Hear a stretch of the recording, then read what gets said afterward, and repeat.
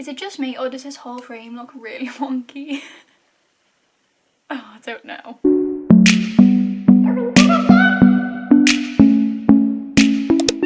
Hello lovely people and welcome to my channel, or if you are a regular subscriber, welcome back. I have missed you. As you can tell, if you are a returning subscriber, this is not the usual background I go to. This is where I normally start vlogs, but I just wanted this video to be a bit more like laid back, just a little chatty catch up video. I'm also using natural light and it is currently, it's 10 to 5 and I'm not sure what time the sun sets, so I think I need to hurry up. So yeah, I thought I'd do a laid back chatty catch up video with a few things that are going on behind the scenes in the life of Lars. It's been a hot minute since I sat down and spoke properly about like my emetophobia journey, and I should probably do that because I've been saying I'm going to do it for ages and it's literally been a year, I think next week, since the last one that I did, so it's about time. But that also means it has been a year since Centre Parks, and if you are like a person that's close to me or you've followed on the channel, you'll probably know that Centre Parks was quite a traumatic experience for me. For anyone that doesn't know, I suffer with a anxiety disorder called emetophobia. I've done videos on it in the past, so I'll link them above in the iCards in case anyone wants to like learn a bit more about emetophobia. I'm not going to go into too much detail about like the ins and outs of the phobia just because I've spoken about it a few times, so I'll leave them linked, and if you want to learn more about them, those videos will be there for you to watch. Long story short, to give a bit of context, emetophobia is the fear of anything to do with being sick, other people being sick, feeling sick, anything to do with that is basically emetophobia. To give a bit of context about why Centre Parks was so traumatic for me, one of my fears within emetophobia is being away from home, because if I am going to be sick, I'd rather be at home in my like safe place. My brain kind of like tells me that if I go to certain places I will be sick, but it had never happened before. So I went to Centre Parks and in the back of my head my brain was being like, if you go you'll be sick, and I was like, this happens every time I go anywhere. And I went to Centre Parks and actually was sick. For me that was like, it was just absolute hell. I had to come home, but again I've explained that in my last emetophobia update video, so I'm not going to go into too much detail and bore everyone that already knows that. I think 2020 for everyone was quite an influential year, but in terms of me and like my mental health recovery, I think 2020 was like the most eye-opening year because so much happened. About 2 weeks after Centre Parks we did go into national lockdown because of coronavirus. At first lockdown was like what I'd always dreamt of because I didn't have to leave the house, like I didn't have to be around lots of people, and I was kind of like happy when lockdown first came about for that reason because I felt safe. I see my emetophobia as, I see it as like a person sometimes, and I've spoke about this with therapists in the past. Like I don't see it as like an illness, I literally see it as like a person trying to control me, and I don't know if that's really weird. I don't know if anyone else with emetophobia will understand that, or not even emetophobia, just like any phobia or like disorder or anything. I don't know, that might sound really weird. When lockdown came about and I had less things to be anxious about, my brain or this person was like trying to find more things that I should be anxious about. During like March, April, my emetophobia was the best it's ever been in such a long time. And then as soon as like things started to open, so as soon as like you're allowed to kind of travel again, you're allowed to go out for meals, you're allowed to meet up with people, that's when it kind of hit me and I was like, oh god. But over the summer I did do certain things to like combat that fear. I went to Bath for a few days, like I stayed in other people's houses and stuff just to like kind of like get me on track, because I knew that I was going to university in the September time and I wanted to like get myself ready for that because it would have been such a huge thing for me anyway. And as I've mentioned on the channel many times, I've done videos about it in the past, I did move to university and obviously I'm not there anymore. It was just too much for me to handle, so I had to come home. I am finally like getting around to like being okay with that. I am a strong believer in everything happens for a reason, so I feel like if Bath was meant to happen, Bath was meant to happen, and that time around it wasn't meant to. Around the same time as Bath I went through a breakup, and I think that had like quite a big impact on me, not even like just the heartbreak side of it. In terms of emetophobia, it's really hard to find people that can calm me down. Like my mum is the only person that can at the moment. The person that I was in a relationship with somehow also had that power to be able to like calm me down and stuff. I didn't lose that person because we're still in contact, we still talk and we're all good, but it was just a lot for me to handle, having deal with that and then move into Bath. Like, I just wasn't mentally ready. It's going really dark, isn't it? Is it too dark to carry on this video? I don't really know. I'm just gonna hope for the best. I thought as soon as I came back from Bath I would be okay, because I don't know, like I'd be safe again kind of thing. And when I came back from Bath it was the complete opposite. Since I came home from Bath I've just been on an absolute spiral. I did write a song about that which is on Spotify, so if anyone wants to listen to that. The song's called Control, and when I wrote Control it was a few days after I came home from Bath. I just wanted to like encapsulate all like the feelings, because the lyrics talk about like how did I let myself get to this point, and like trying to deal with everything, and like feeling like you're so far away from everyone, and just trying to be like a good daughter in general and stuff like that. So that is what Control is about, and that is available on all streaming platforms if anyone wants to go and, you know, have a little listen. After Bath I did try and get some more treatment, so I had a few assessments through the NHS and got referred to a community mental health team. However, the NHS is really underfunded at the minute. Mental health services are just underfunded like they always have been, and it is awful. Like, it shouldn't be that way at all, especially now. Like, so many more people are struggling with mental health and there's not enough resources to solve them problems. Basically, I'm not going to go into too much detail about it, but we did get quite messed about by the NHS and I was angry about it, but again, everything happens for a reason. Like, maybe I wasn't meant to be with that psychiatrist, I don't really know. So we decided to go privately because I couldn't really wait much longer. And I want to touch on my weight loss, because lots of people have been asking me and like messaging me saying, how have you managed to like lose so much weight? Like, can I have some like tips and tricks? Like, you look amazing and stuff. I'm not going into details of like numbers and stuff because I didn't really want to say my weight on the internet and it might be triggering for some other people, so I'm not gonna like throw numbers into the equation. But since November and since coming home from Bath I have lost 2 stone. It was like completely out of my control. I knew that I was like slightly bigger than my friends and stuff, and I'd always wanted to lose the weight but I'd always struggled too. Then all of a sudden the weight just like started dropping off me, and I am continuing to lose more weight and it's nothing I can control. Like, I've always had quite a strange relationship with food because of the emetophobia, but recently it's been like out of control. I've always stuck to like my safe foods and I've always had quite a small appetite. Now it's at the point where my safe foods don't feel safe, and I feel like it's gone so much further than like fear of being sick. I feel like I'm scared of food at this point. When people message me to say, oh, like, you look really good, like, have you lost the weight and stuff, part of me does get like a kick off it, because it's like, oh my god, people think I look good. I had no control over this weight loss and I really wanted to have been in control of it and I wasn't. It's getting really, really dark.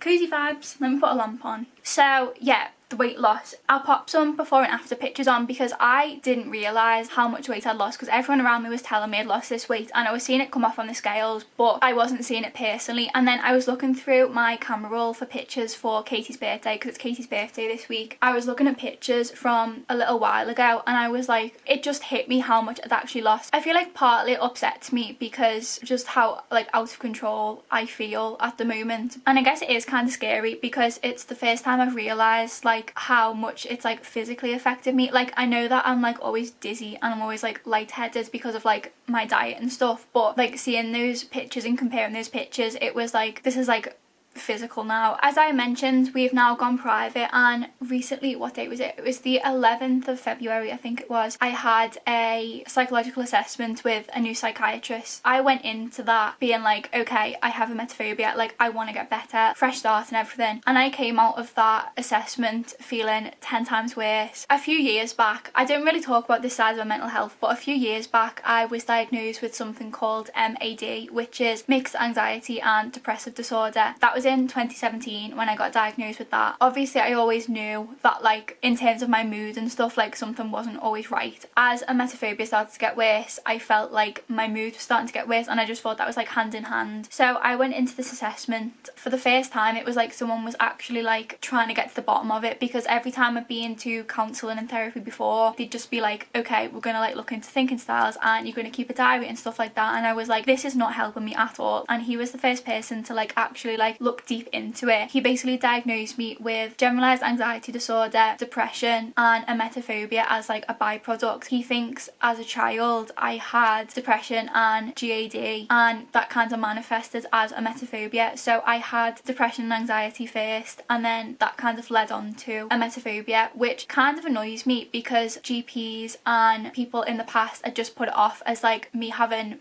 low mood because I was like a teenager. I feel like I can't really be angry at people like misdiagnosing me because mental health is like hard to spot, and I was a teenager, so I was dealing with all these new hormones, and your mood obviously is a bit more dramatic when you're a teenager, but it's like I could have got this so much more under control, and I could have got it managed, and right now I could be in such a better place. I feel like now is like a really crucial time in my life because I have just turned 20 and my mental health is like in the gutter right now, and it really needs to not be. So I now have those two diagnoses. With the emetophobia, one of my like worst fears is medication. In the summer I was on antibiotics for something and it was the worst week. I absolutely hated it because emetophobia comes down to like fear of being out of control as well. So like when I put like a medication or even alcohol, like I do drink every now and then, but it's not worth it because every time I drink I get really anxious. The idea of putting like a medication into my body that like changes how things work and stuff is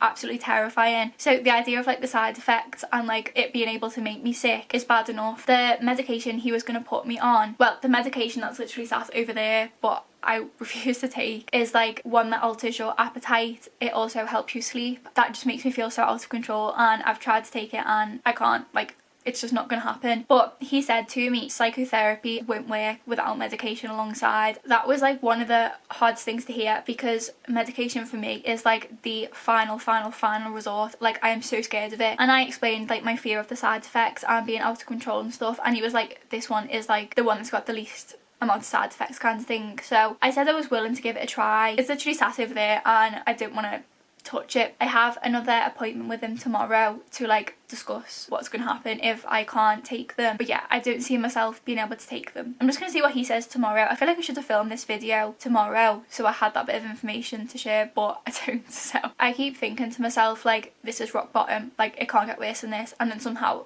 it continues to get worse. Like what do I do now? Like it's so hard. But right now, like while I'm waiting for some news about what's going to happen and stuff, I'm just trying to like cope as best I can. For example, like with food, eating in front of people is just like a no-go. Right now I can't eat in front of people, so I eat all my meals on my own. I'm sticking to like my really safe foods. Even now, like the safe foods don't feel safe. If I eat something, I can't sleep after it. I'm kind of like in the headspace like you either eat or you sleep. I'm not getting to sleep until like after 4 a.m. because I am just too scared to sleep in case I wake up in the night and I'm sick, because I need to be in control. And I know it's irrational because I'm not going to be sick every night of my life, and the chances of me being sick are really slim because I am an emetophobe and I go through measures to make sure I'm not going to be sick. After 4 a.m. feels like a safe time to sleep, and I don't know why it's 4 a.m. There's no logical explanation for that, but I feel like if I make it to 4 a.m. it's safe for me to sleep. But then I try and sleep and I'm still anxious, so it doesn't really work out. On a good night I get to sleep around 4, but then some nights I'm not getting to sleep till like 8 a.m. and it's light outside and I'm like, what are you doing? Like I'm having an existential crisis because I don't know how to sleep anymore. Obviously now we have the dates about like the 21st of June and everything. Part of me doesn't want lockdown to end because leaving the house right now is honestly like an extreme sport. I leave the house and most of the times I have to come home because of like panic attacks and stuff. I just feel like completely consumed by my brain right now, and I see everyone else being really excited for lockdown to end and I'm like, how'd you do it? Like how? Like it must be such a nice feeling, and I'm happy that other people are excited for lockdown to end, but I am absolutely terrified. And I know other people are also anxious too. Like I've seen other people talking about being anxious about like clubs opening and restaurants opening and stuff. I've been trying to get out at least once a week with my mum and dad because that seems like manageable enough. I go out for like an hour and then it's like, okay, I need to go home now, like that's enough. I was talking to a friend the other day, I'm not going to mention the name, but they basically said this time last year they would not have imagined me to get to this point. Hearing someone else say that is like, I don't know, it kind of like hit me, and my mum's worried about me. She feels like she's watching me fade away, and I'm like, I want to be able to control that and I can't, and it's just really hard because I feel like I'm letting everyone else down. I feel like I'm gonna cry. I'm not gonna cry.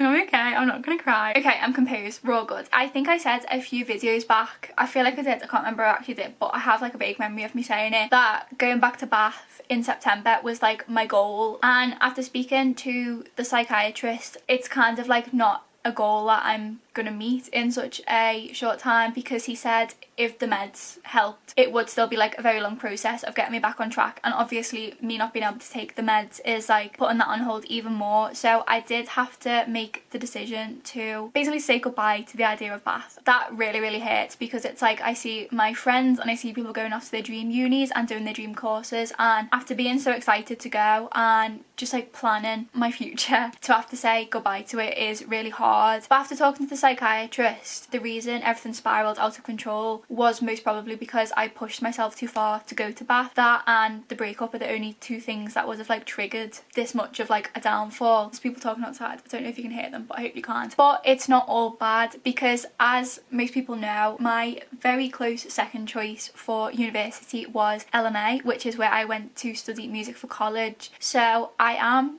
going back to LMA. It's really strange because it does feel like I'm going home. As soon as I accepted the offer for LMA, I just got this like wave of comfort, and I was like, I'm going home. Anyone that knows me knows how much I love LMA and knows how highly I speak of that place. Yeah, I am really excited to be able to like go back and see everyone and see the tutors. I am also moving out. I also mentioned it in my last video as well, because I can't help myself, I'm really excited. So I am obviously moving out into Liverpool city centre. I'm not going to say the building or anything like that because the internet's a scary place, but I am moving into the same building as Mia.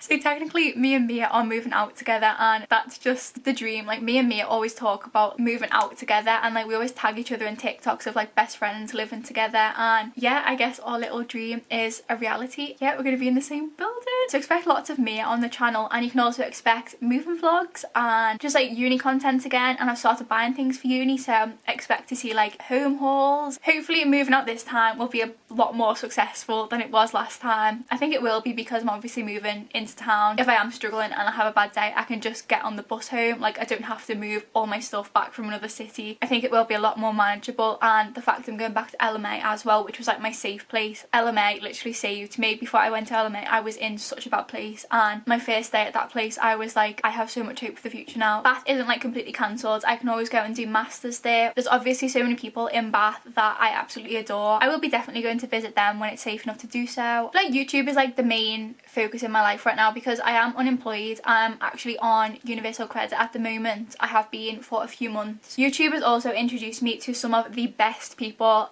ever. Okay, I'm going to shout out some of my favourite small YouTube channels, because these girls deserve all the recognition in the world. They all work so hard. So first one is Lorraine. I absolutely adore Lorraine. She is an absolute angel. Her content is amazing. She bangs out the videos like there's no tomorrow, and watching her videos every day is the highlight of my day, every single day. She's just my kind of gal. Next we have April, and April is honestly the most supportive girl on YouTube, Instagram. She's just all around amazing. I love her channel so much, and she is growing so fast. Like she is doing so well. Amazing content, amazing fashion, amazing makeup, and her accent is beautiful. Who else have we got? Leah. We have got Leah. Oh my god, Leah is the most underrated small YouTuber I have ever watched ever. She just knows what she's talking about. Her makeup is unreal. Her accent, unreal. She's such an angel. Finally, we have got Kira, and Kira's so lovely. Like I found her channel when I was first looking into Bath Spa, and she makes some amazing uni content. Like she's just a lovely person, and she works so hard. She's just so genuine. So are all these girls. Like these girls are all so genuine. So yeah, go and check out their channels and their Instagrams, and you will not be disappointed. I just love these girls so much. Okay, I am going to wrap this video up now, just before it actually goes pitch black in this room. I mean, it looks really cozy, but it's just not really. The lighting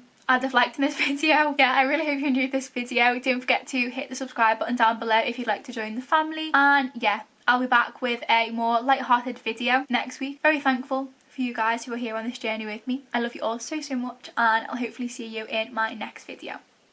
Goodbye.